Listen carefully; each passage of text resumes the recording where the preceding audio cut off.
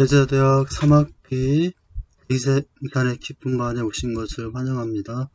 오늘은 이번에 제9과 성숙한 제자의 삶에 대해서 같이 말씀을 나누도록 하죠. 3학기의 마지막 강의 시간입니다.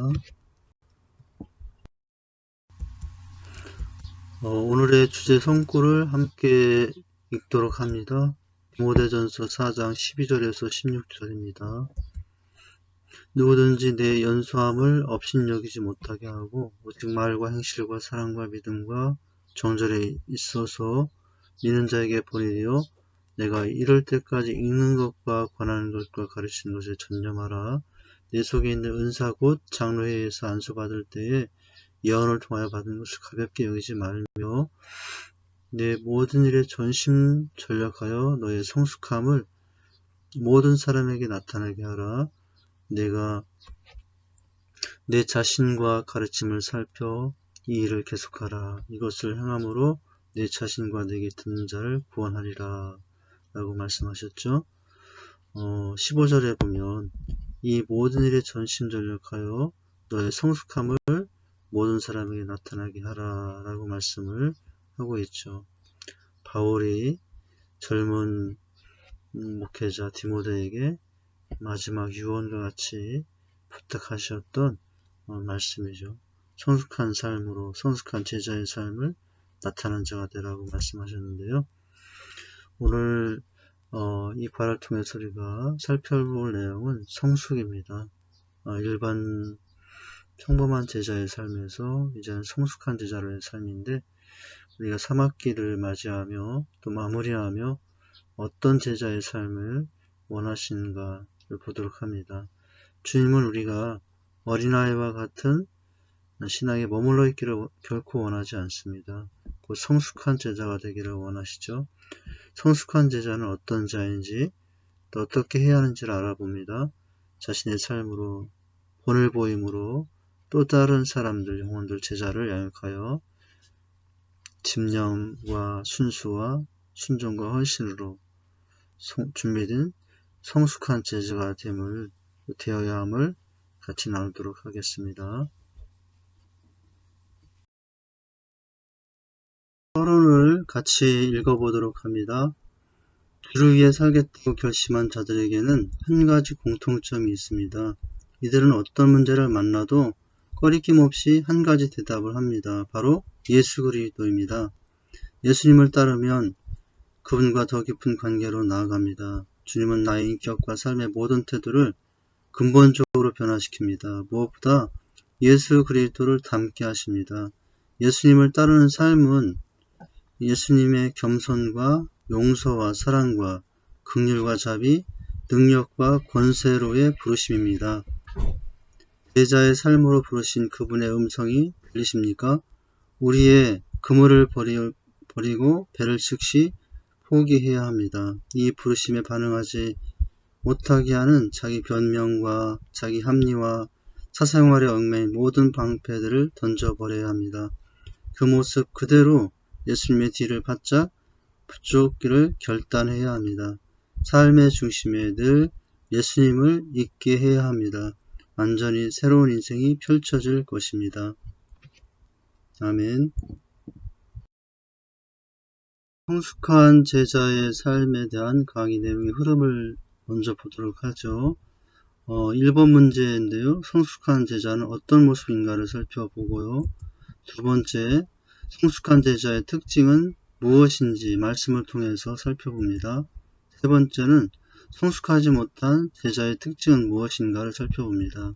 네 번째는 성숙한 제자는 자신의 삶으로 본을 보임으로 또 다른 제자를 양육하는 모습에 대해서 살펴보고요. 다섯 번째는 우리 각자 나는 얼마나 성숙한 제자인지를 점검해보는 시간을 갖습니다. 마지막 6번은 성숙한 제자는 매일을 감당하기 위해 네 가지를 명심해야 한다. 그 부분에 대해서 살펴보고 적용과 기도로 오늘 강의 일정이 그 내용이 이제 이어지게 되겠습니다. 1번 문제입니다. 성숙한 제자는 어떤 모습인가? 첫째는 주인 되신 예수 그리스도께 온전히 순종하는 삶을 삽니다. 갈라디아서 2장 10절 말씀에 내가 그리스도와 함께 십자가에 못 박혔나니 그런즉 이제는 내가 사는 것이 아니요 오직 내 안에 그리스도께서 사시는 것이라. 이제 내가 육체 가운데 사는 것은 나를 사랑하사 나를 위하여 자기 자신을 보이신 하나님의 아들을 믿는 믿음 안에서 사는 것이라 라고 말씀하셨죠. 온전한 순종, 순종이지만 온전한 순종의 모습을 갖게 되는데요. 그 삶을 사도 바울이 이렇게 표현하고 있죠. 내 안에 주님이 사신다는 것입니다. 어떤 의미일까요? 더 이상 나의 자아로 살지 않는다는 거예요. 내 언어 속에, 행동 속에, 생각 속에 이제 주님이 사셔서 이전에 나의 언어와 생각과 행동이 이제는 주님의 언어로, 주님의 생각으로, 주님의 행동으로 나타나는 모습을 살게 된다고 하는 것입니다. 두 번째는 성숙한 제자는 어떤 모습인가? 하나님 알기를 힘쓴다고 하는 거죠. 호세아 6장 3절 말씀에 그러므로 우리가 여호와를 알자, 힘써 여호와를 알자. 그의 나타나심은 새벽빛같이 어김없나니 비와 같이 땅을 적시는 늦은 비와 같이 우리에게 임하시리라 하니라 라고 말씀하고 있죠. 무엇을 아는 일에? 하나님을 아는 일에. 우리가 세상에서도 여러 가지 알려고 힘쓰고 애쓰듯이 특별히 성숙한 제자는 주님을 알고 하나님을 아는 일에 누구보다도 애쓰고 힘씁니다. 하나님을 알기 위해 최대의 정성과 힘을 기울여야 합니다. 성숙한 자일수록 하나님 알기를 힘씁니다. 세 번째는 말씀을 영혼의 양식으로 삼는 자입니다. 영혼은 하늘의 양식, 하나님의 말씀이 있어야 메마르지 않습니다. 육신의 양속이 매일 일용할 양식을 취하여 건강히 유지되듯이 우리 영혼도 하늘의 양식 하나님의 말씀으로 채워질 때 그 삶에 풍성함이 있게 됩니다. 마태복음 4장 4절에 말씀하셨죠. 예수께서 대답하였을 때 기록되었을 때 사람이 떡으로만 살 것이 아니요 하나님의 입으로부터 나온 모든 말씀으로 살 것이라 하였느니라 하시니라 라고 말씀하셨죠. 성숙한 제자는 영혼의 양식인 말씀으로 살아가는 자라고 할 수 있어요. 과연 나는 얼마나 말씀을 내 영혼의 양식으로 삼고 또 늘 취하고 있나요? 말씀 읽기, 말씀 묵상, 또 말씀 암송, 또 말씀 연구까지, 묵상까지 나아가는 또 그런 삶을 통해서 주님의 마음을 깨닫고 하나님의 뜻을 깨닫고 하나님의 비전을 깨닫고 나가는 자, 성숙한 제자의 삶을 살게 됩니다.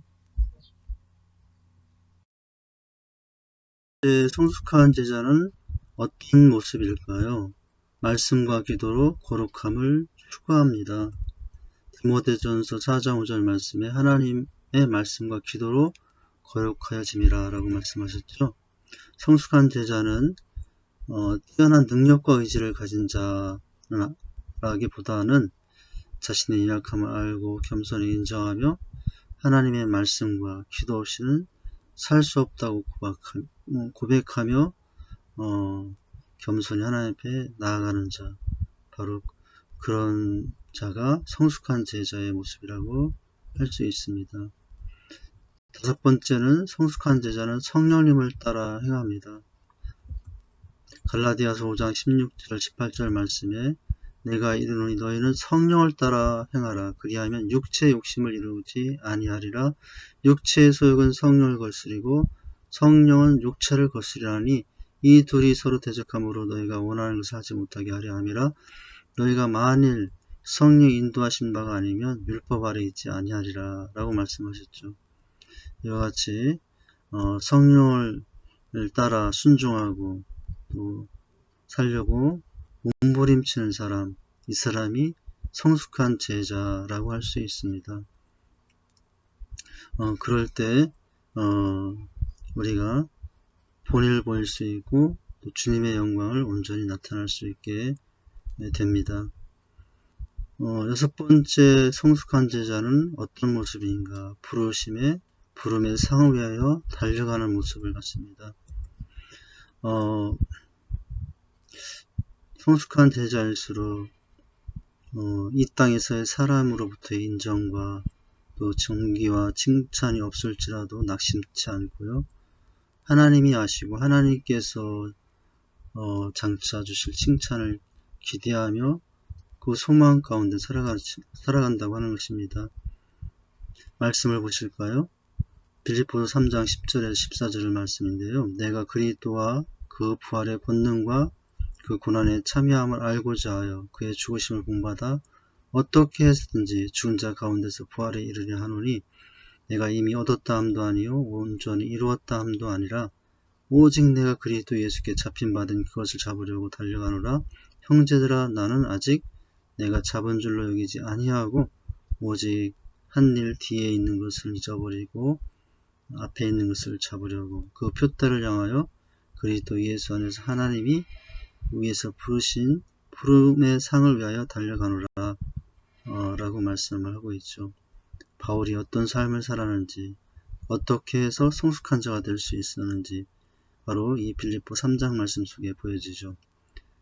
바울은 이 땅에서의 수많은 어려움 가운데 주신 사명을 감당하지만 그러나 그 가운데 낙심하지 않고 성숙한 자로서 끝까지 달려갈 수 있었던 것은 주님 앞에 섰을 때 부르심의 상을 예비하시고 계신 주님에 대한 소망이 있었기 때문입니다.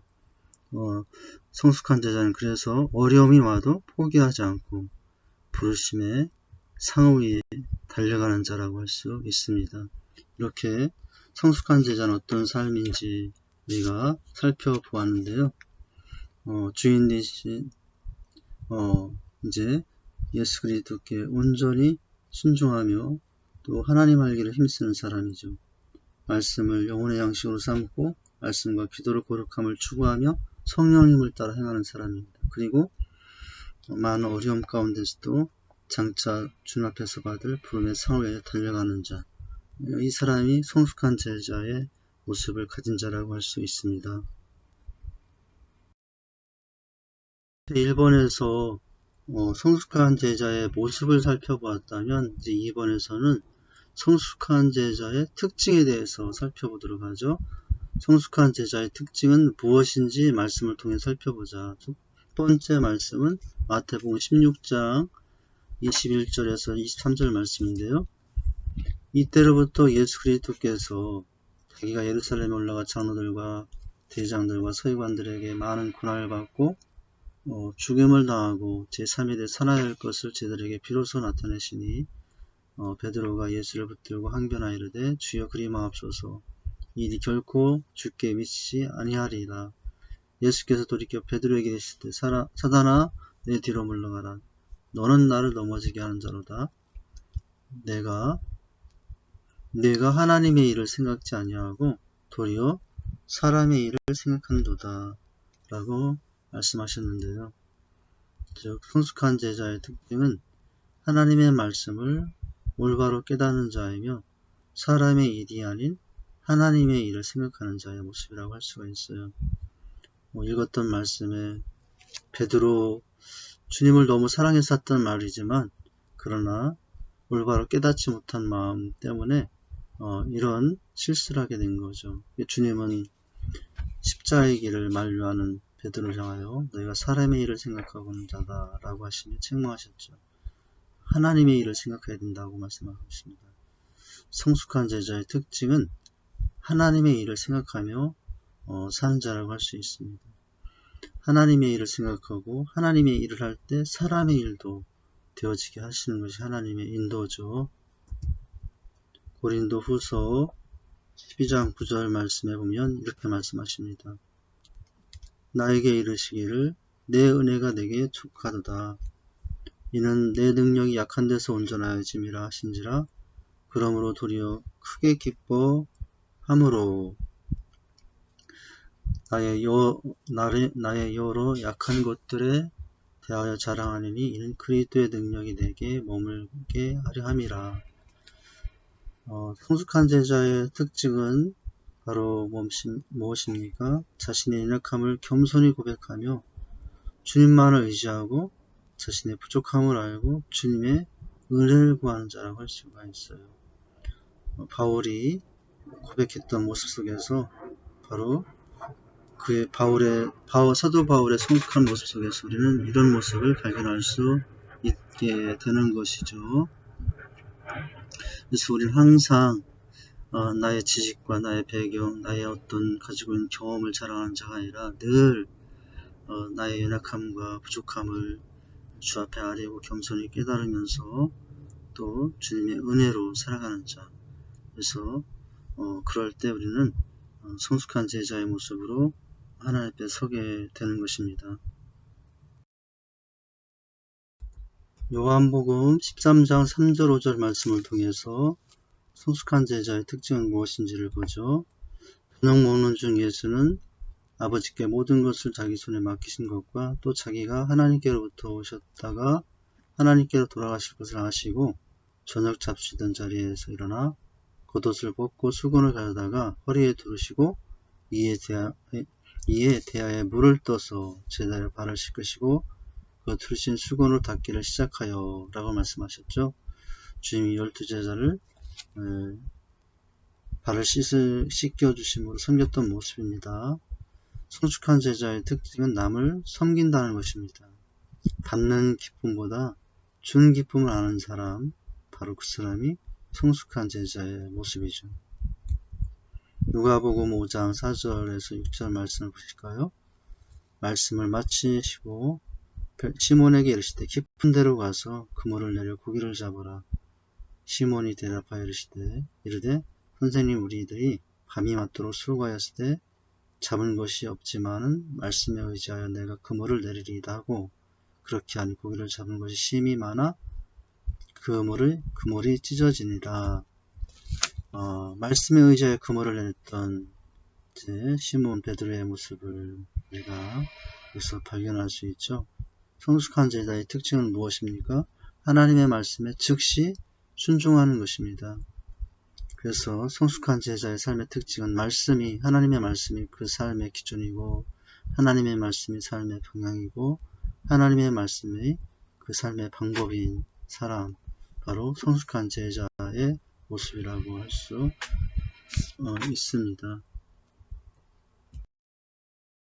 성숙한 제자의 특징은 사도행전 16장을 통해서 살펴봅니다. 성령이 아시아에서 말씀을 전하지 못하게 하시거늘 그들이 부르기아와 갈라디아 땅으로 다녀가 모시 앞에 이르러 비두니아로 가고자 애쓰되 예수의 영이 허락하지 아니하신지라. 모시아를 지나 드로아에 내려갔는데 밤에 환상이 바로에게 보이니 마게도네 사람 하나가 그에게 청하여 이르되 마게도네를 건너가서 우리를 도우라 하거늘 바울이 그 환상을 보았을 때 우리가 곧 마게도냐를 떠나기 힘쓰니라. 이는 하나님이 두 사람에게 복음을 전하라고 우리를 부신 줄 알미라 라고 말씀을 하셨죠. 바로 성숙한 제자의 특징은 자기 고집이 아니라 성령이 인도하시는 대로 산다는 것입니다. 바울이 계획을 했지만 예수의 영이 허락하지 아니할 때 또 막으실 때 순종하여 이제 하나님의 인도를 다시 구합니다. 예, 그래서 하나님의 더 큰 뜻을 이루게 되죠. 막으시는 것은 또 허락하지 않는 것은 때론 더 좋은 것을 주시고자 하기 때문에 그래서 성령을 따름이 하나님의 뜻을 이루는 삶이라는 것을 우리가 항상 기억해야 됩니다. 성숙한 제자는 그래서 열으실 때뿐만 아니라 허락하지 않으실 때도 하나님의 뜻을 먼저 구하며 살게 되는 것입니다. 마태복음 28장 18절 20절 말씀해 보면 예수께서 나와 말씀하시되 하늘과 땅의 모든 권세를 내게 주셨으니 그러므로 너희는 가서 모든 민족을 제자로 삼아 아버지와 아들과 성령 이름으로 세를 베풀고 내가 너희가 분배하는 모든 것을 가르쳐 지키게 하라 라고 말씀하셨는데요. 내가 세상 끝날까지 너희와 항상 함께 있다라고 말씀을 하셨죠. 바로 성숙한 제자의 특징은 무엇입니까? 주님의 지상 대명령, 대사명, 대위, 임명에 복음 전하는 땅까지 가서 복음 전하는 그 사명에 순종하여 또 다른 제자를 삼는다는 것이죠. 우리에게 있는 땅, 그것은 가정일 수 있고 학교일 수 있고 직장일 수 있죠. 동네일 수 있습니다. 그곳에서 내가 먼저 제자인 삶을 살고 또한 내 어깨 위에 자신의 어깨 위에 또 다른 주님의 제자를 삼는 사람, 이 사람이 성숙한 자다. 성숙한 제자의 모습이다. 특징을 가진 자라고 할 수가 있습니다. 이와 같이 성숙한 제자의 특징은 무엇인가? 하나님의 말씀을 깨닫고 또 자신의 약함을 고백하면서도 이제 신실하게 진실하게 주님의 뜻을 따르며 삽니다. 자신의 고집이 아니라 성령의 인도하심을 따라서 또 다른 영혼들을 주님의 사람으로 세우는 이 삶의 헌신의 모습을 갖는 자라고 할 수 있습니다. 성숙하지 못한 제자의 특징은 무엇인지 살펴보도록 하죠. 이번에서는 성숙한 제자의 특징, 이번에는 성숙하지 못한 제자의 특징을 살펴보도록 합니다. 첫 번째는 듣는 것이 둔하다는 거예요. 히브리서 5장 11절 말씀해 보면 멜기세덱에 관하여는 우리가 할 말이 많으나 너희가 듣는 것이 둔함으로 설명하기가 어려우니라고 말씀하셨죠. 문제는 들어도 말의 뜻을 잘 깨닫지 못한다는 것이에요. 이제 영의 귀, 마음의 귀가 닫혀있는 상태겠죠. 세상 여러가지 경험이나 지식 편견에서 벗어나지 못할 때 나타난 현상이기도 하죠. 그래서 듣는 것이 둔함으로 설명하기가 어려운 특징을 가지고 있습니다. 선생이 되기 위한 영적인 귀와 눈이 아직 준비되어 있지 못한 것이죠. 마음을 열고 믿음으로 믿음의 귀를 열고 믿음의 눈을 열어야 합니다. 두 번째는 단단한 식물을 먹지 못한다는 거예요. 히브리서 5장 12절 말씀인데요. 때가 오래되었으므로 너희가 마땅히 선생이 되었을 터인데 너희가 다시 하나님의 말씀의 초보에 대하여 누구에게서 가르침을 받아야 할 처지이니 단단한 음식은 못 먹고 젖이나 먹어야 할 자가 되었다라고 말씀하죠. 성숙하지 못한 제자의 특징은 깊은 말씀은 깨닫지 못한다는 것입니다. 단단한 식물을 먹지 못한다. 이제 젖이나 먹어야 할 자. 이것의 차이는 뭐냐면 격려의 말씀, 젖과 이제 같은 격려의 말씀을 받지만 단단한 책망의 말씀에는 귀를 닫는 상태에 있어요.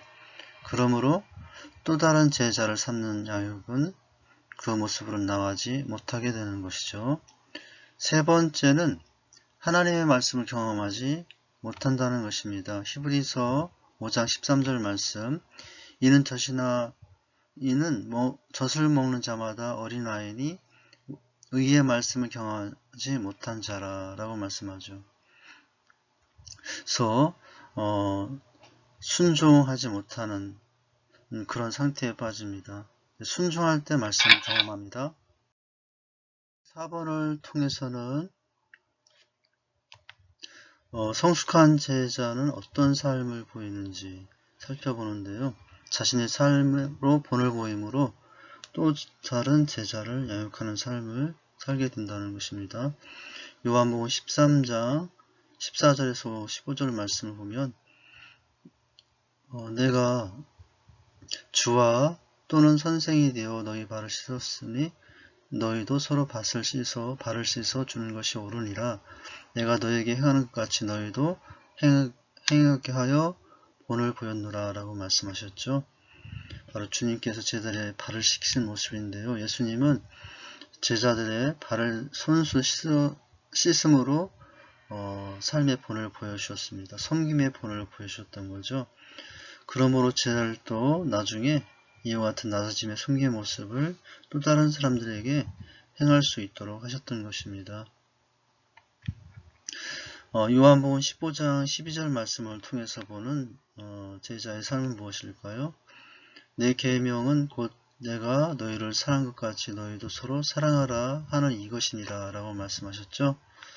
예수님은 제자들을 진실로 사랑하심으로 본을 보여주셨습니다. 그리고 또 나중에 서로 사랑하라고 말씀하셨죠. 십자가를 통해서 가장 잘 보여주셨는데요.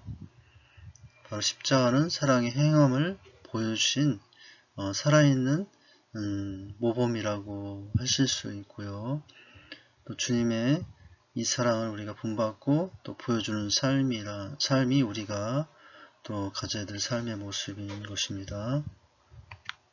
빌립보서 2장 6, 7절, 8절 말씀을 보시면 그는 근본 하나님의 본체시나 하나님과 동등됨을 취할 것으로 여기지 아니하시고 오히려 자기를 비워 종의 형체를 가지사 사람들과 같이 되셨고 사람의 모양으로 나타나사 자기를 갖추시고 죽기까지 복종하셨으니 곧 십자가의 죽으심이라 라고 말씀하셨습니다.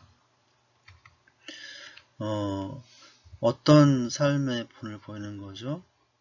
바로 예수님의 모습인데요. 예수님은 자기를 낮추시고 죽기까지 복종하심으로 본을 보이셨습니다. 제자들 또한 자기 십자가를 지고 자신을 낮춤으로 이렇게 겸손히 본을 보여줘야 하는 삶을 살아야 합니다.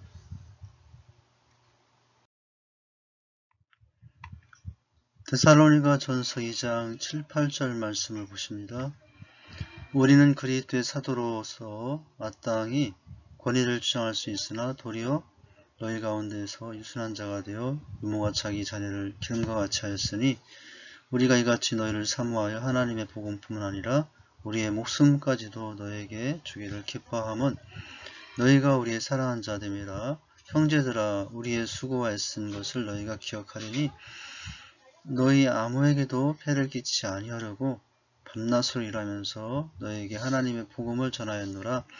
우리가 너희 믿는 자들을 향하여 어떻게 거룩하고 옳고 흠없이 행하였는지 대하여 너희의 증인이요 하나님도 그러하시도다 라고 말씀하셨죠. 어떤 삶의 모습을 보여준 것입니까? 바울의 모습인데요. 바울은 데살로니가 교인들을 위해서 목숨까지 내어줄 정도로 사랑하는 본을 보여주었습니다.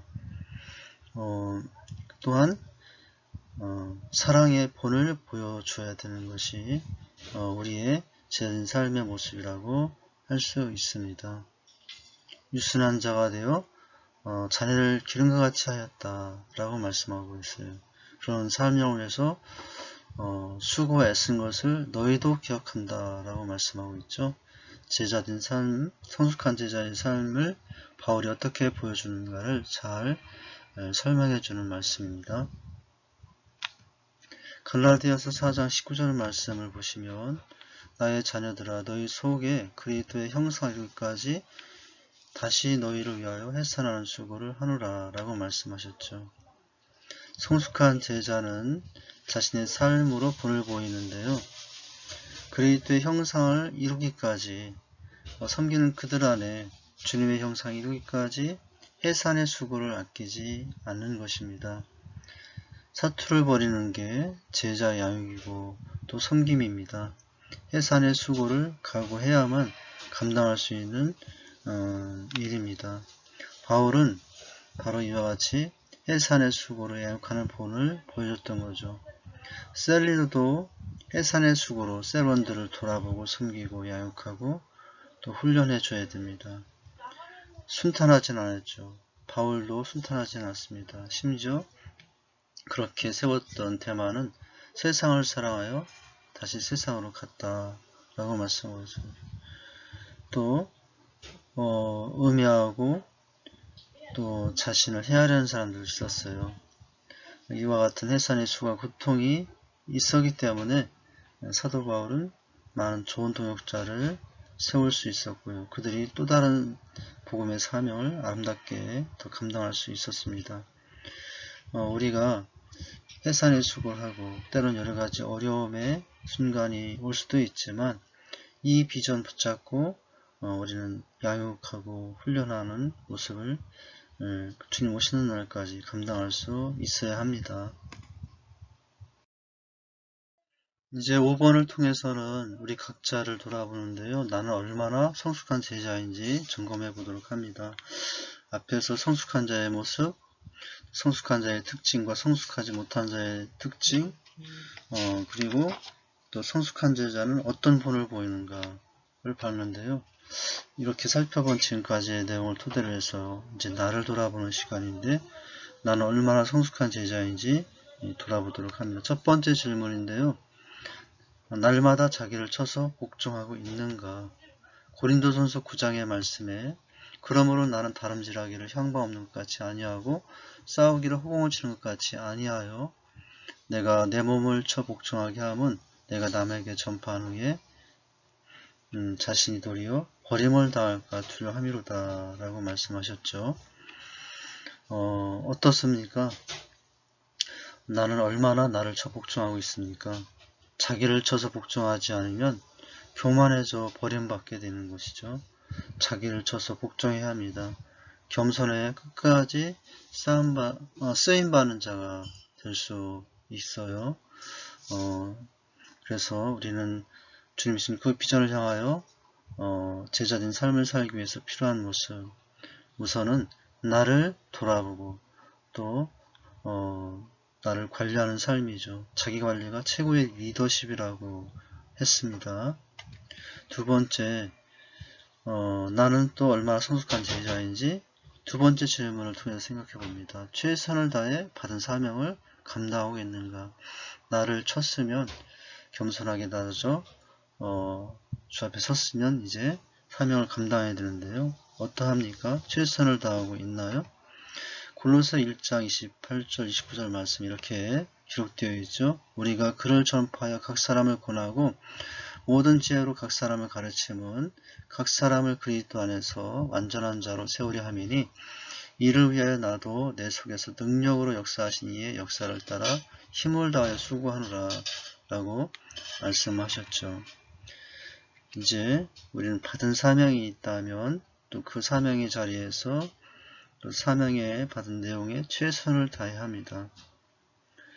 영혼을 깨워 예수 그리스도의 제자로 세우는 것, 그리고 또 나의 동역자로 세우는 것, 이것이 우리가 받은 사명이죠. 그러나 중요할 것은 내 제자를 만드는 것이 아니라 주님의 제자를 만드는 것인데요. 얼마나 최선을 다해서 기도하고 섬기고 돌보며 나아가고 있습니까? 해산의 수고라고 하지 않습니까? 결코 쉽지 않다는 거죠. 해산의 수고가 있어야 한 영혼이 태어나듯이 한 사람이 주님의 사람으로 거듭나 태어난다는 것은 바로 최선을 다하는 우리 헌신 안에서 이루어지는 귀한 사명이라고 할 수 있습니다. 축복이라고 할 수 있죠. 나는 얼마나 성숙한 제자인지 이제 세 번째 질문입니다. 나를 쳐서 복종하며 최선을 다해 사명을 감당하면서 세 번째는 어떤 사람을 세우고 있느냐는 거죠. 그렇게 해서 나를 통하여 구원받고 양육받는 사람이 있는가, 얼마나 되는가라는 얘기죠. 디모데후서 2장 2절 말씀에 또 내가 많은 증인 앞에서 내게 들은 바를 충성된 사람들에게 부탁하라. 그들이 또 다른 사람들을 가르칠 수 있으리라 라고 말씀하셨죠. 양육을 위임할 수 있는 사람이죠. 위임할 수 있는 사람들이 얼마나 되는가. 그래서 또 다른 사람을 양육할 사람을 세우는 것, 신실한 제자로 재생산하는 것, 이것이 우리가 나를 쳐서 받은 사명을 감당하면서 해야 할 일이죠. 또 누군가를 나 못지않게 주님을 더 사랑하는 사람으로 내 어깨 위에 세우는 일, 이것을 지금 내 삶 속에 이루어지고 있는가. 내 셀 안에서 누구를 기도하고 또 그 비전을 가지고 그 영혼을 그렇게 섬겨 나가고 있는가, 이것이 중요한 것입니다. 그러면 성숙한 제자의 삶이죠. 또 네 번째는 주님을 전심으로 사랑하며 주님을 위해 살고 있는가. 우리가 나를 쳐서 복종하며 삶을 감당하되 다른 영혼도 잘 섬기고 사랑하지만 결국 지금 또 더 나아가서 궁극적으로는 주님을 얼마나 사랑하고 중에 살고 있느냐 하는 것입니다. 사도행전 20장 24절 말씀, 내가 달려갈 길과 주 예수께 받은 사명 곧 하나님의 은혜의 복음을 증언하는 일을 마치려 하면은 나의 생명조차 조금 더 귀한 것을 여기지 아니하노라. 사도 바울의 말씀이죠. 우리는 이 말씀을 이렇게 바꿀 수 있죠. 나는 복음 전하는 것 외에는 소망이 없다. 우리가 왜 사람이 소망이 없습니까? 자녀를 잘 되게 하고 더 건강하게 하고 더 좋은 집, 더 좋은 차, 더 화려한 삶, 이것이 우리의 소망일 수 있지만 이제 더 이상 그런 것은 소망이 아니라는 거예요. 오직 주님 전하고 또 주님을 전하 영혼을 새롭게 살리는 것, 이것이 우리 평생의 가장 큰 소망이 되는 것, 그 사람이 성숙한 제자라고 할 수 있습니다. 이런 갈망으로 주님을 전심으로 사랑하고 또 그 사랑하는 주님을 전하는 것입니다. 그렇지 않으면 주님을 사랑하는 것이 아직 아닌 것이에요. 얼마만큼 주님을 사랑하고 있습니까? 우리가 주님을 정말로 사랑한다면, 자, 4번 마지막 질문이지만 이 4번의 질문이 해결된다면 3번의 질문, 나를 통해서 영역받고 있는 사람이 얼마나 되면 그 문제도 해결될 것이고, 정말 주님을 사랑한다면 두 번째 질문, 최선을 다해 삶을 감당하게 될 것이고요. 정말 주님을 진정으로 사랑한다면 첫 번째 질문, 나를 쳐서 복종하게 될 것이라고 하는 것입니다. 나는 얼마나 성숙한 제자인가. 다 중요한 질문입니다. 그러나 해결은 마지막 질문이기도 하죠. 주님을 얼마나 사랑하고 있느냐라고 하는 거예요. 그 사랑을 얼마나 고백하고 있습니까?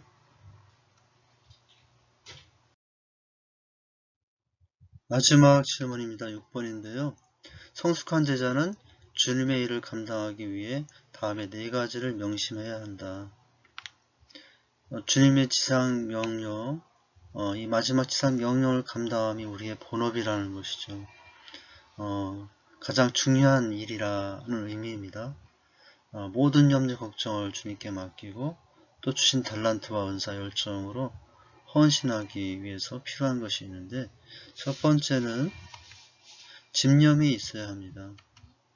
빌립보서 3장 12절 말씀에 내가 이미 얻었다 함도 아니요 온전히 이루었다 함도 아니라 오직 내가 그리스도 예수께 잡힌받은 그것을 잡으려고 달려가노라 라고 말씀했죠. 잡힌받은 그것을 위하여 끊임없이 끝까지 달려가는 모습이 집념인데요. 다르게 말하면 주님의 일을 잘 감당하기 위해서는 그 마음이 한결같아야 한다라고 하는 것입니다.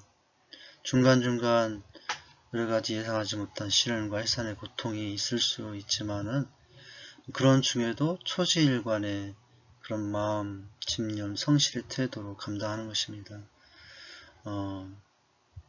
제자됨은 바로 이와 같은 삶의 모습을 가지고 주님과의 동행의 분량이 채워질 때 이루어진다라고 할 수가 있어요. 그럴 때 성숙한 제자가 된다라고 할 수가 있습니다. 첫 번째는 집념이 있는 제자가 되어야 합니다. 두 번째는요, 순수한 제자가 되어야 합니다. 빌립보서 3장 8, 9절 말씀입니다. 또한 모든 것을 해로 여김은 내 주 그리스도 예수를 아는 지식이 가장 고상하기 때문이라. 내가 그를 위하여 모든 것을 잃어버리고 배설물로 여김은 그리스도를 얻고 그 안에서 발견되려 함이니 내가 가진 의는 율법에서 난 의가 아니요 오직 그리스도를 믿음으로 말미암은 것인 곧 믿음으로 하나님께로부터 난 의라 라고 말씀했죠. 사도 바울의 순수한 모습이 참 여기서 보이죠. 예수라는 것이 가장 고상한 것임을 알았고 또 그로 인하여 지금까지 있었던 모든 것들을 배설물로 여기고 주님을 만을 사랑했던 사람, 성숙한 제자의 모습을 누구보다도 이 모습으로 보였던 삶이 바울의 모습이었는데요. 그래서 집념도 있어야지만 집념이 잘못되면 순수하지 못할 수 있는데요. 집념이 있을 뿐만 아니라 순수함이 있어야 된다. 그 의미는 뭐냐면 동기가 순순하고 자기 야망을 버려야 된다고 하는 것입니다. 주님을 나의 야망을 이루는 통로가 되기 위해서는 안 돼요. 내가 쓰임받는 통로가 되어야 되겠죠. 사도 바울의 삶은 바로 이런 삶을 살기 위해서 모든 것을 배설물로 여기는 그런 포기와 새로운 선택 결단을 하는 사람이었어요. 순수함으로 순수함이 있었기 때문에 행할 수 있었던 모습이죠.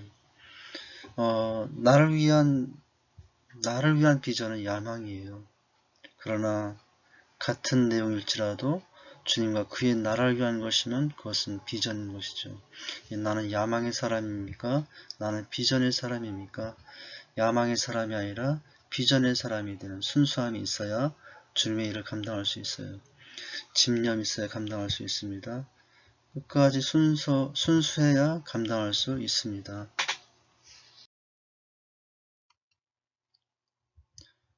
주님의 일을 감당하기 위해서 가져야 될 4가지 성숙한 제자가 가져야 될 모습, 집념과 순수. 또한 3번째는 순종이 있어야 합니다. 집념이 있고 순수해도 결국 순종하지 못하면 감당하지 못하는 것이죠.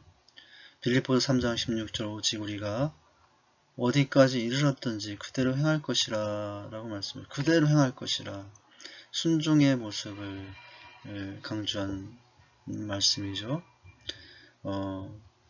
집념도 있어요. 순수도 합니다. 그리고 그 집념과 순수함을 가지고 순종하는 거죠. 그 순종이 그 사람의 성숙함의 척도고요. 그 순종이 그 사람의 믿음의 척도가 됩니다. 결국 순종이 능력이 되는 것이에요. 우리가 많은 능력을 구하지만 그것은 바로 순종 안에 있다는 것을 우리가 알아야 됩니다. 또 마지막으로는 헌신해야 되죠. 한두 번 순종하는 것 누구나 할 수 있어요. 그러나 그 순종으로 변함없이 끝까지 가는 헌신은 쉽지 않은 모습입니다. 바로 누가복음 9장 23절 말씀 이렇게 말씀하시죠. 무리에게 이르시되 아무든지 나를 따라오려거든 자기를 부인하고 날마다 제 십자가를 지고 따를 것이니다 라고 말씀하셨죠. 헌신의 모습을 강조하는 말씀이죠. 주님을 따라 가는데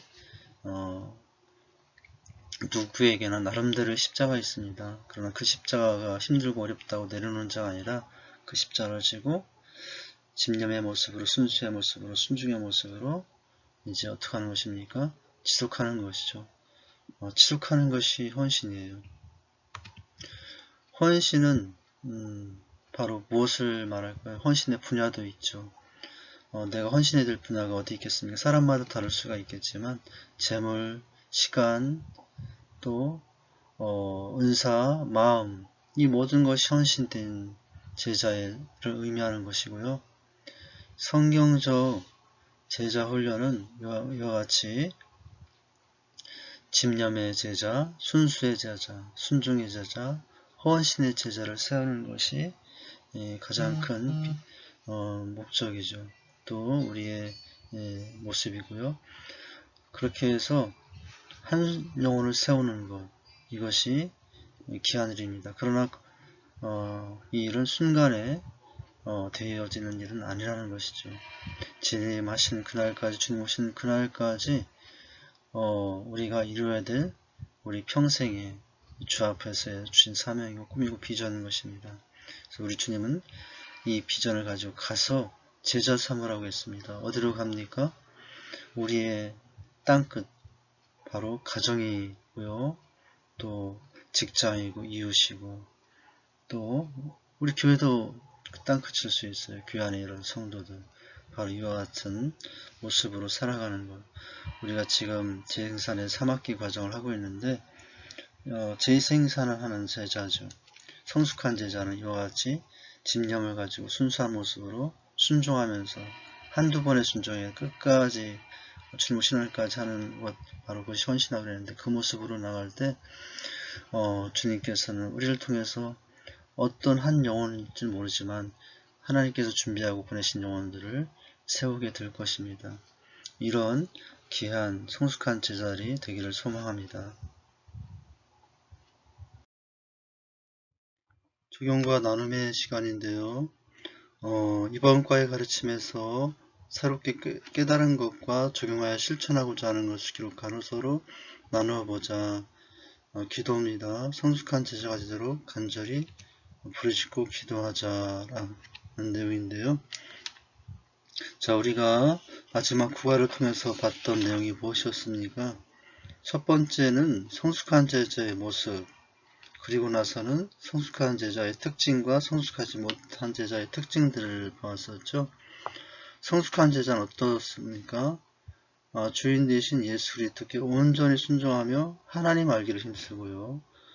또 하나님의 말씀을 영혼의 양식으로 삼아서 말씀과 기도로 늘 거룩함을 추구하여 나가는 삶을 삽니다. 육신을 따라 살기보다 성령을 따라 행하고 또 부르심의 상을 위하여 달려가는 자의 삶의 모습이 성숙한 제자의 삶이죠. 특징은 무엇입니까? 사람의 일이 아니라 하나님의 일을 생각하며 또 자신의 연약함을 늘 고백하면서 주님의 주관하심에 맡기며 겸손히 살아가죠. 또한 남을 섬기면서 말씀하실 때 즉시 순종하는 모습을 가지고 자신의 어떤 고집이나 경험보다도 성령의 인도하심을 따라 살아가는 모습을 보여주게 됩니다.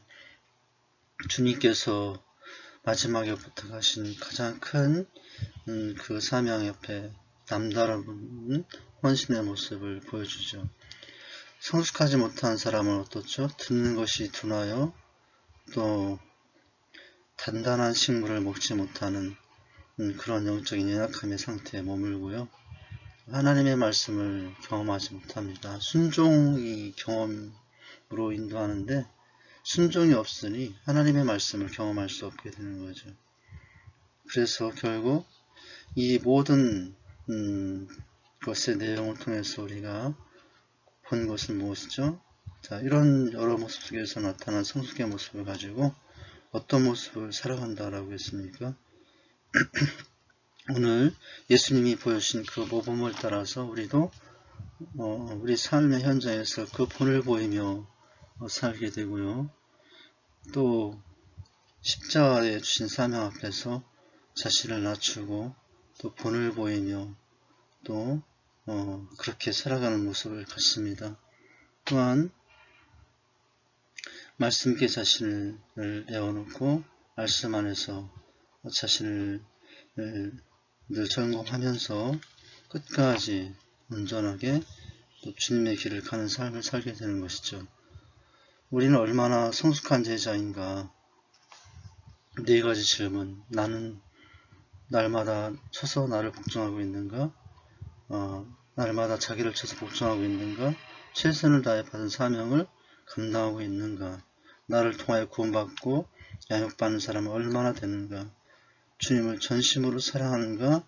주님을 위해서 전심으로 살고 있는가? 이런 말씀들을 살펴보았어요.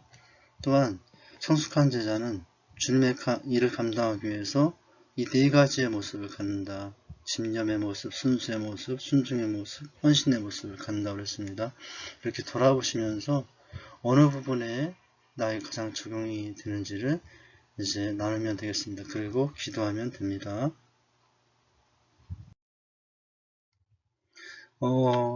이제 강의 후에도 매일매일 하나님 앞에서 수레바퀴의 삶을 사는 것이 중요하다고 그랬습니다. 이제 성경 읽기와 또 큐티, 기도와 전도, 또 소그룹 모임, 덕후감 이런 여러 부분들에 대해서 이제 잘 점검하시며 나가시면 되겠습니다. 특별히 이제 오늘 강의가 3학기의 마지막 강의인데 4학기가 개강이 되기까지 그 기간 안에도 비록 강의는 없을지라도 하나님 앞에서 이런 각자의 삶을 온전히 살아갈 수 있어야 됩니다. 그리고 방학 기간 동안에 우리가 읽을 책으로는 인생정복이라는 책을 읽으시면 되겠습니다. 그리고 개학할 때 이 독후감을 또 제출하면 됩니다. 예, 오늘까지 이제 3학기 강의가 다 마치게 된 거죠. 14주 과정을 우리가 지금 이제 마치게 된 겁니다. 오늘 재생산의 기쁨, 성숙한 제자 이제 내용을 같이 나눴습니다.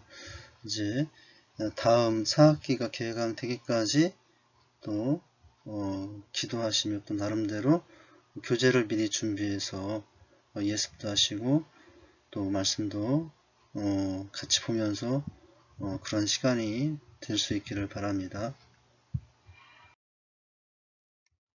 감사합니다. 지금까지 수고하셨습니다. 제자 되고 제자 삼는 제사의 기쁨, 오늘 마지막 이제 강의였습니다. 내가 먼저 제자 되고 또 다른 사람을 제3는 세계 비전으로는 재생산을 통해 이루어집니다. 꿈에도 소원은 재생산이며 복음 전하는 것 외에는 소망이 없는 삶을 사는 제자는 재생산의 기쁨으로 충만합니다. 또 네가 많은 증인 앞에서 내게 들은 말을 충성된 사람들에게 부탁하라. 그들이 또 다른 사람들을 가르칠 수 있으리라. 디모데후서 2장 2절 말씀이죠. 제가 기도하겠습니다. 하나님, 3학기 9과 마지막 강의 내용이었습니다. 성숙한 제자는 어떤 삶인지 그 모습과 또 그런 삶의 특징과 그렇지 못한 삶의 특징을 보면서 나는 얼마나 성숙한 제자의 삶으로 주 앞에 있는지를 돌아보았습니다. 과연 나는 얼마나 나를 쳐서 늘 주님께 복종하고 있는지, 또 최선을 다해서 주님이 주신 그 사명을 감당하고 있는지, 또한 그럴 뿐만 아니라 나를 통해서 누군가가 세워지고 있는지를 돌아보았습니다. 무엇보다도 정말 주님을 진실하게 전심으로 사랑하고 있는가, 그 모습 안에서 집념을 가지고 순수하게 또 순종의 모습으로 헌신하고 있는가를 살펴볼 수 있었습니다. 여러가지 부족한 모습이 있을지라도 이와 같은 모습 안에서 저희들이 세워질 수 있도록 도우시고 인도해 주시옵소서. 방학기간에도 나름대로의 하나님 앞에 수련을 받기의 삶을 또 날마다 매일 주님 앞에서 살아가는 저희의 삶이 되도록 저희들을 붙잡아 주시고 인도해 주시옵소서. 예수님 이름으로 기도합니다. 아멘.